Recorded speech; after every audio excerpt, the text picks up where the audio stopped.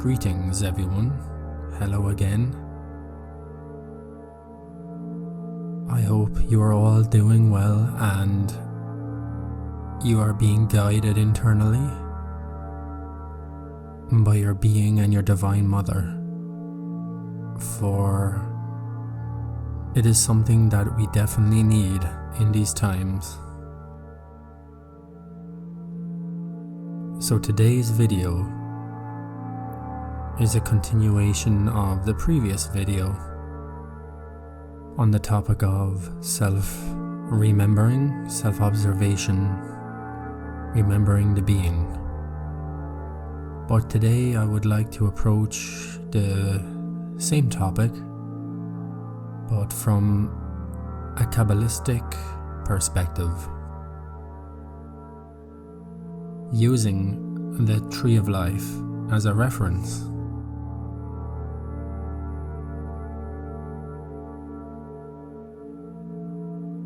So, in the beginning of our work, the most important thing for us is to establish a new center of gravity.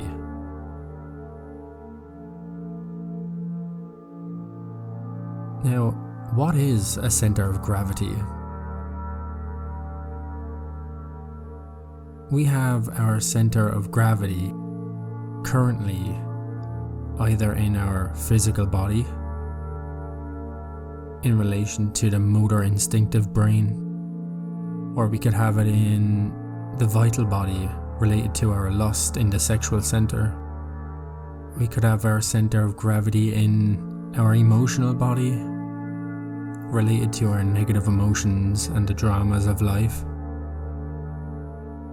We could have our center of gravity in our mental body of our thoughts, concepts, and cold logic and reasoning.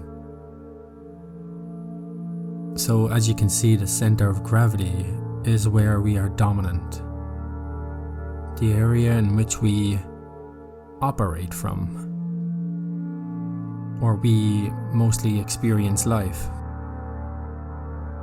So people dominant in their thoughts, in their mental body,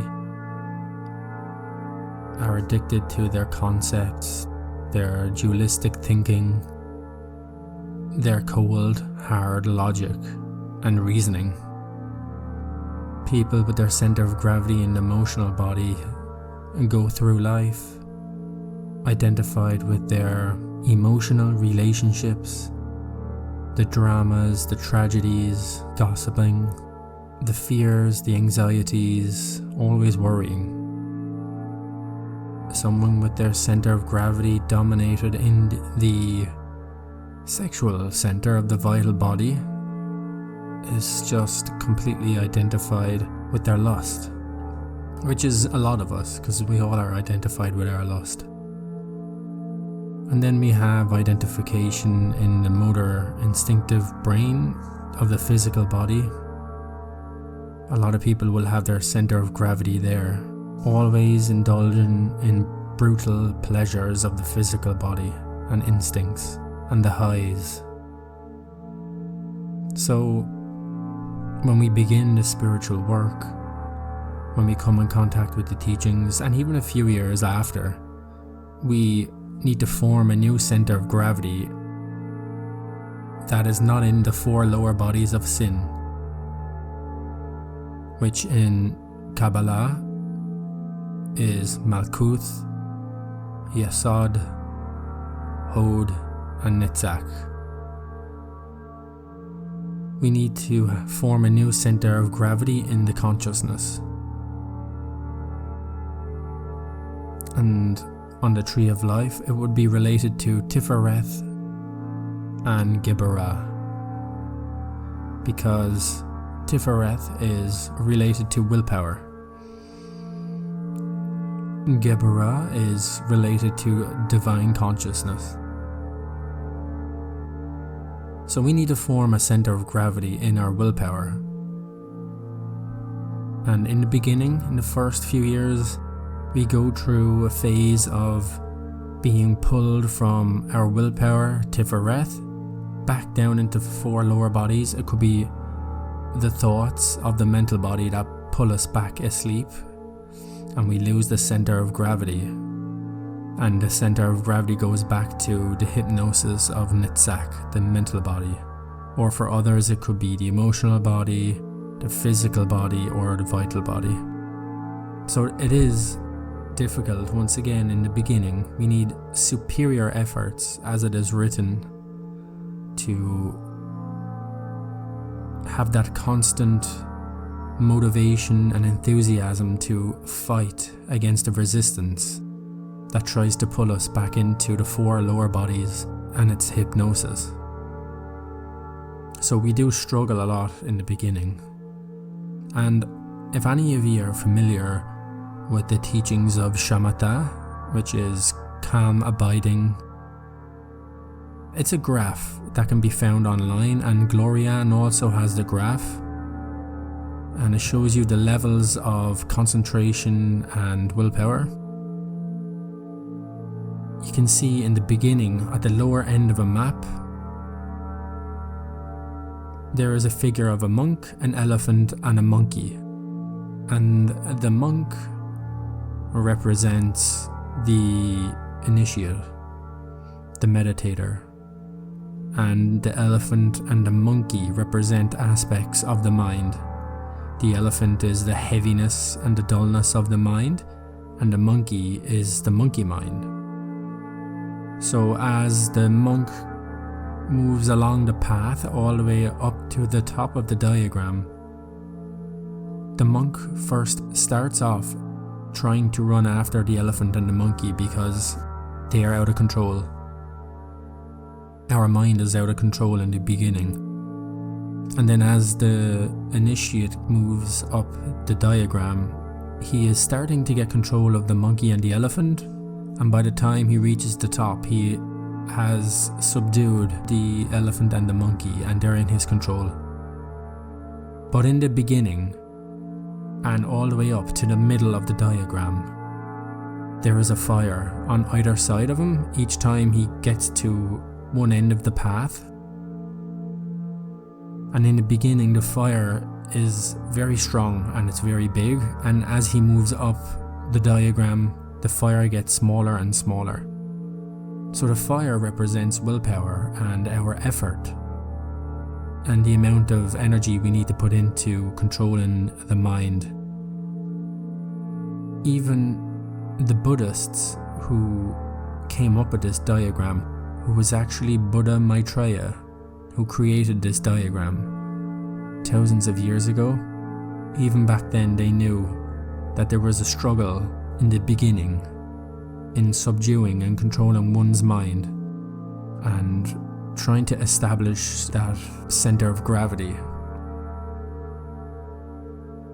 So friends, we do need patience because it does take time. Don't think that after a year you are going to have a subdued mind and you're never going to suffer from wet dreams, because that is not the case. We have to struggle for 4 or 5 years before we can see some big differences in our behaviors and our habits.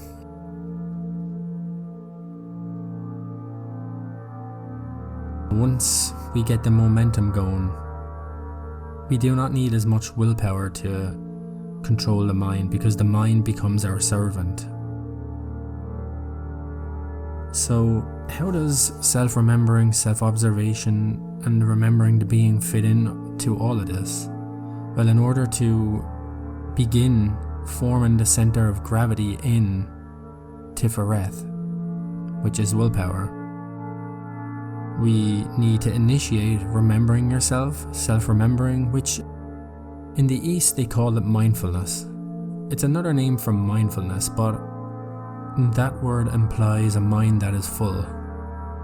So instead, awareness would be a better term.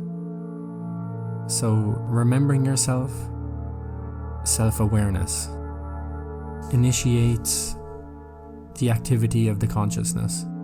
And then all our gravity is in Tiferet, because we are using willpower to be aware of our surroundings.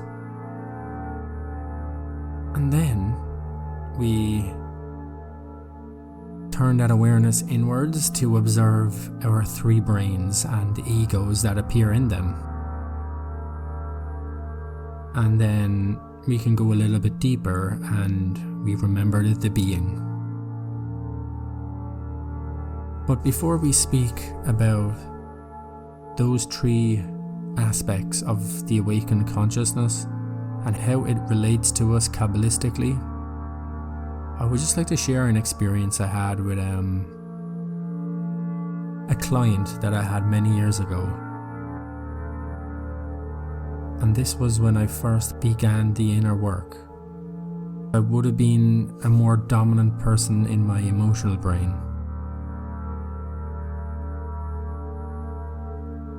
My previous job, I was working in the fitness industry. It was a lot of one-to-one training with individuals. But I had this client, and she had a heart of gold. She was truly a beautiful, kind soul, very caring. But there was just one problem. And because she was a lot older, let's say 50s, she had a lot of conditioning already developed in her mind. The problem was, she had a mind that was like a monkey. She had absolutely no control over the monkey mind. And not only that, but she also identified with everything that appeared on the screen of her mind. And everything that appeared on the screen of her mind, she verbalized and spoke externally. So, as you can imagine, someone like this, with a monkey mind, a lot of their thoughts and conversations are incoherent. And because she externalizes them, they make no sense, these conversations. And when you try follow them, they go nowhere, and it requires a lot of energy to try to make sense of what she was saying. So in the beginning, when I was beginning the work of self-remembering, self-observation, and remembering the being, I found every time I would have this client, I would finish an hour later, and I would go home, and I would feel extremely exhausted, so tired, drained. And for years I could not understand why. But after lots of trial and error of self-remembering,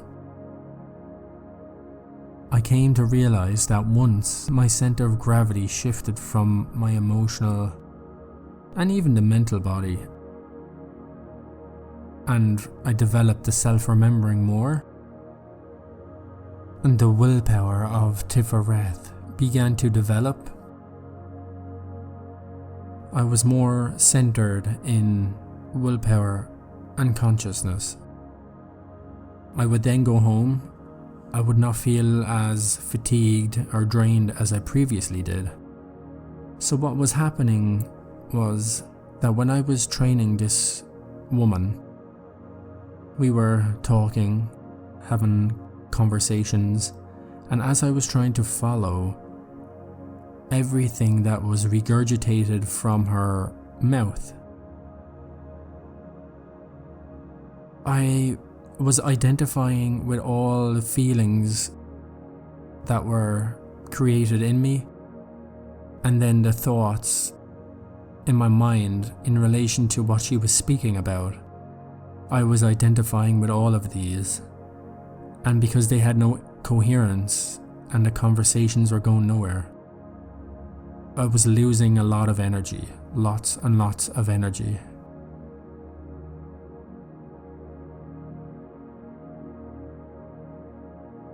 How I overcame this?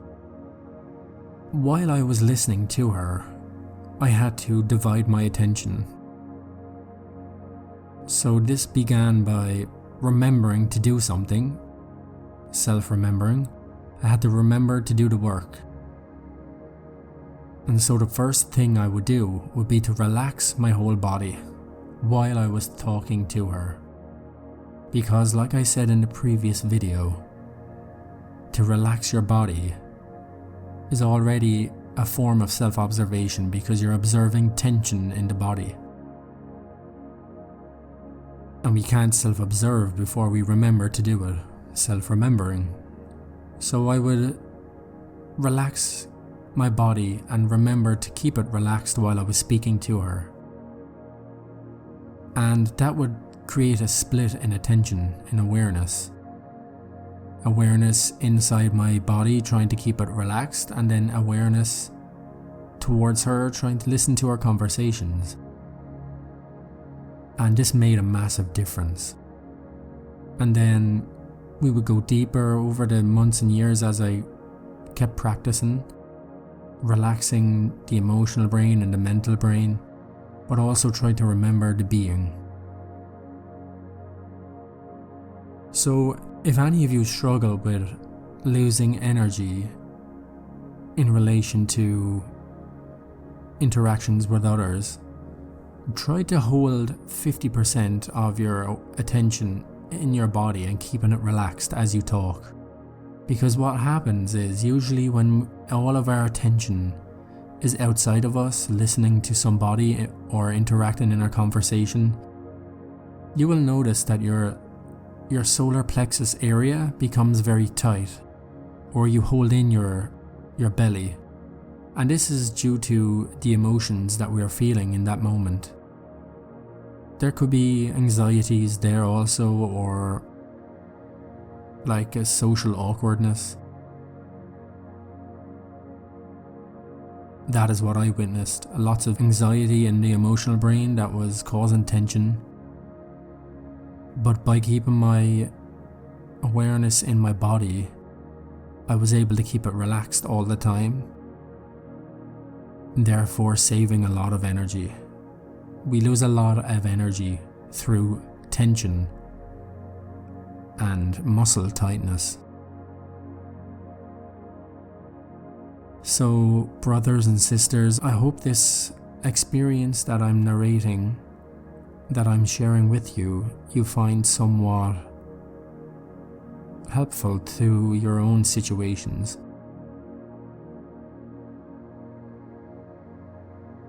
So let's go back to Kabbalah. How does self-observation, self-remembering and remembering the being work Kabbalistically?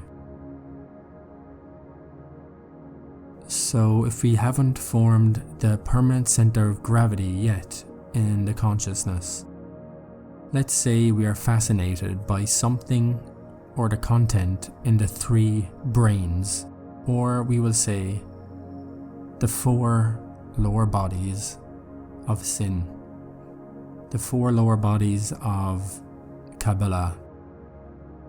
We are identified asleep. Then we realize we are supposed to be doing the work. So then we remember ourselves with a shock of alertness. We are aware of our surroundings and what we are doing. The fascination on the lower aspects of the tree of life has been consciously shocked by willpower, Tiferet. So our attention goes back to Tiferet. And now we can see the four lower bodies from where we are sitting, Tiferet. We can see the content of the mental body, the emotional body, the vital and the physical body. Because we have remembered ourselves, and now we have begun to observe ourselves. So by observing ourselves, we are observing those 4 lower bodies. When we have become established in Tifereth, and we no longer become distracted by the content of the lower bodies, Tifereth needs to know and learn how to turn around and face towards divinity, which is Geburah and Atman. This is what self-remembering is. Tifereth turning around and facing its divinity. Tifereth is related to the heart on the tree of life. Therefore, it's through the heart where we remember our being.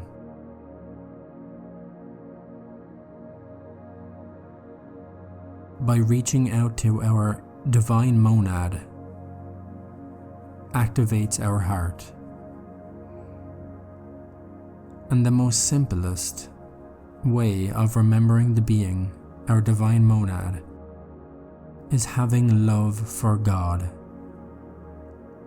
Love thy Lord thy God with all thy heart, with all thy soul, and with all thy strength, said Moses.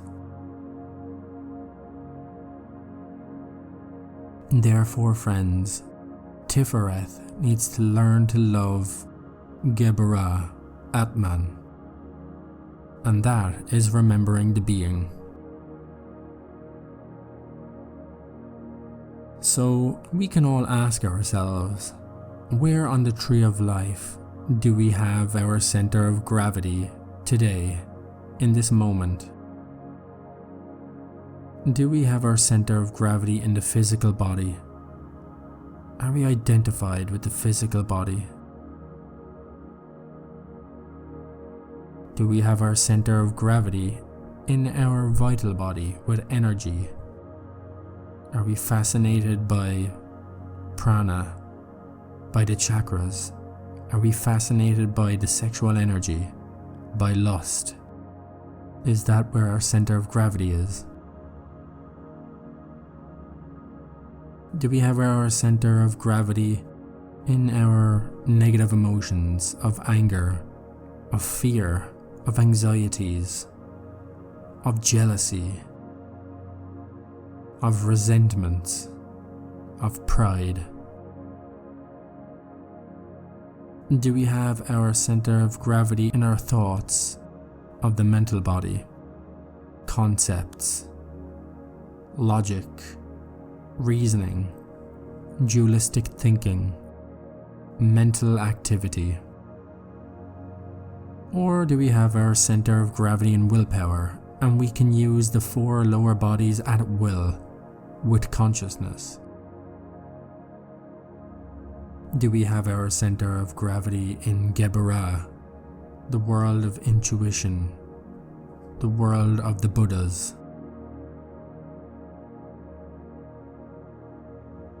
Do we have our center of gravity in the world of Atman, the world of the innermosts?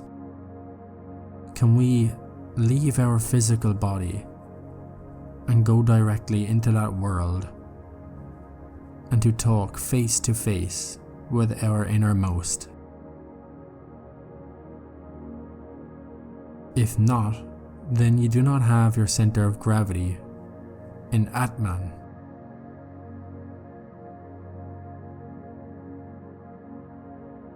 There are people, many people, who believe that they have their center of gravity in Atman, who believe that they have their center of gravity in the Trinity, in Binah, in Hokmah, or even in Keter. There are many people who believe that they are resurrected, but you need to be honest with yourself. Where is your center of gravity?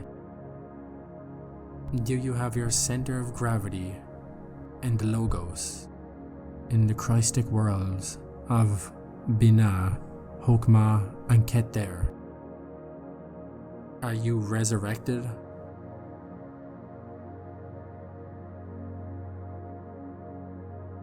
Can you enter into the worlds of the Dharmakayas, Nirmanakayas and Sambhogakayas at will? Can you talk face to face with these sacred, divine beings that dwell in Keter, Hokmah and Binah? Can you go there whenever you want at will, just like how you can get up out of bed at will and go down and make a cup of coffee at will? Can you get out of your body at will and go to Keter, Hokmah and Binah and speak with divine hierarchies? If your answer is no, then your center of gravity is not in the upper aspects of the tree of life. More than likely, all of our center of gravities are in the 4 lower bodies, and once we put in effort in the work for some years, we become established in Tifereth and the monad. So, brothers and sisters, develop the center of gravity. Develop the willpower. Develop the consciousness, awareness, attention from moment to moment. Remember to do the work. Even when we feel like our egos pull us back into hypnosis, never give up. Fight back. Pull our attention back and remember your being.